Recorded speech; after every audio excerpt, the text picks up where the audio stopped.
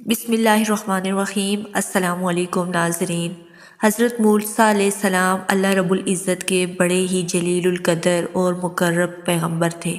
یہ تمام پیغمبروں میں سب سے حضرت محمد صلی اللہ علیہ وآلہ وسلم کے علاوہ واحد پیغمبر ہیں جن تک فرشتہ وحی لے کر نہیں آتا تھا، بلکہ یہ ڈائریکٹ اللہ رب العزت سے کلام کیا کرتے تھے۔ یہی وجہ ہے کہ حضرت موسیٰ علیہ السلام کا ایک نام کلیم اللہ بھی ہے، جس کا مطلب ہے اللہ رب العزت سے کلام کرنے والا۔ حضرت موسیٰ علیہ السلام کو روایت میں بہت ہی بہادر اور جلدی غصہ آنے والا پیغمبر دکھایا جاتا ہے، لیکن ان کی ایک خوبی ایسی تھی جس کے بارے میں بہت کم لوگ جانتے ہیں اور بہت کم لوگوں کی اس پر نظر پڑی ہے۔ انہوں نے اس بارے میں غور کیا تو ناظرین اکرام، حضرت موسیٰ علیہ السلام علم حاصل کرنے میں بہت زیادہ دلچسپی ظاہر کرتے تھے۔ یہی وجہ ہے کہ اللہ رب العزت سے بہت زیادہ سوال جواب کیا کرتے تھے۔ انہی سوالوں کی وجہ سے اللہ رب العزت نے انہیں حضرت خضر علیہ السلام تک بھی پہنچایا، اور ان کے سوالوں کی وجہ سے ہی حضرت خضر علیہ السلام نے کہا تھا کہ آپ میرے کاموں پر صبر نہیں کر پائیں گے۔ حضرت خضر علیہ السلام کے کام پر آپ صبر نہیں کر پائے اور آپ کو ان سے الگ ہونا پڑا تھا۔ اس طرح ایک دن حضرت موسیٰ علیہ السلام جب اللہ رب العزت سے ہم کلام ہو رہے تھے تو انہوں نے پوچھا کہ یا اللہ، اس دنیا میں تمام مخلوقات یعنی انسان، جن، پرند اور نباتات بھی شامل ہیں، وہ آپ کے حکم کے خلاف ہو جائیں اور آپ کے احکامات پر عمل کرنے سے انکار کر دیں تو پھر کیا ہوگا؟ اس پر اللہ رب العزت نے جواب دیا، اے موسیٰ، اگر پوری دنیا میں میرے احکامات پر عمل کرنے سے انکار کر دے تو مجھے کوئی فرق نہیں پڑتا، میں ان پر ایسا جانور چھوڑ دوں گا جو اس پوری دنیا کو ایک ہی لقمے میں کھا جائے گا۔ اللہ اکبر۔ ناظرین اکرام، یہ سب سن کر حضرت موسیٰ علیہ السلام بہت حیران ہوئے اور کہنے لگے، یا اللہ، وہ جانور اس وقت کہاں ہے؟ تو اللہ رب العزت نے فرمایا کہ وہ جانور میری بنائی ہوئی بہت سی چراغاں میں سے ایک چراغاں میں چل رہا ہے۔ اور وہ حدیث کا مفہوم ہے کہ جس کے بارے میں نبی کریم صلی اللہ علیہ وآلہ وسلم نے اپنے صحابہ کرام کو بتایا۔ یہ سن کر ہی انسان حیران رہ جائے گا کہ ایسا بھی کوئی جانور ہے، اتنی بڑی دنیا کو، اس کی تمام مخلوقات کو ایک ہی نوالے میں کھا کر ہڑپ کر جائے، اور اس پر بھی یہ سوچ ہے کہ وہ چراغاں کتنی بڑی ہوگی جس میں وہ جانور چل رہا ہوگا، اور وہ جانور خود کتنا بڑا ہوگا جو اس پوری دنیا کو ایک ہی لقمے میں کھا سکتا ہے۔ بے شک یہ جانور اللہ رب العزت کی نشانیوں میں سے ایک نشانی ہوگا، اور اللہ رب العزت تو پوری کائنات سے بے نیاز ہے۔ اگر اللہ چاہے تو وہ کیا کچھ نہیں کر سکتا، اور اللہ اس بات کی کوئی پرواہ نہیں کرتا کہ کوئی میری نافرمانی کرتا ہے یا میری اطاعت کرتا ہے۔ اطاعت کرنے والوں کے لیے جنت ہے اور نافرمانی کے لیے جہنم ہے، لیکن کسی کو بھی انکار کرنے یا اطاعت کرنے سے اللہ رب العزت کو کوئی فرق نہیں پڑتا، نہ ہی اللہ رب العزت کی خدائی کم ہوتی ہے۔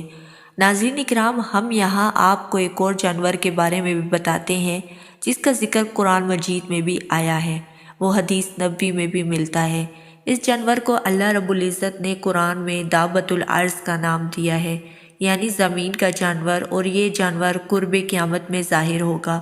جب قیامت آنے والی ہوگی یہ جانور نہایت ہی عجیب و غریب قسم کا جانور ہوگا، اور اس کے اندر تمام جانوروں کی صفات پائی جائیں گی، یعنی اس کی دم کسی اور جانور جیسی ہوگی، اس کا منہ کسی اور جانور جیسا ہوگا، جسم کسی اور جانور جیسا ہوگا، آنکھیں کسی اور جانور جیسی ہوں گی، یعنی اس کا پورا جسم ہی کسی نہ کسی جانور سے ملتا جلتا ہوگا۔ یہ جانور نہایت ہی تیز رفتار ہوگا اور ان آبادیوں کا چکر کاٹے گا جہاں پر اللہ رب العزت کی نافرمان لوگ موجود ہوں گے، اور ان آبادیوں کے گرد چکر کاٹ کر یہ بھاگتا ہوا غائب ہو جائے گا۔ بہت سارے لوگ اس جانور کا پیچھا کرنے کی کوشش کریں گے، لیکن یہ جانور کسی کے ہاتھ نہیں آئے گا، اور جیسے ہی اچانک ظاہر ہوگا ویسے ہی غائب ہو جائے گا۔ اس جانور کو بھی حدیث مبارک میں اللہ رب العزت کی نشانیوں میں سے ایک نشانی قرار دیا گیا ہے۔ یہ بھی کہا گیا ہے کہ یہ جانور جن جن آبادیوں کا چکر کاٹے گا وہاں پر عذاب اور زلزلے نازل ہوں گے،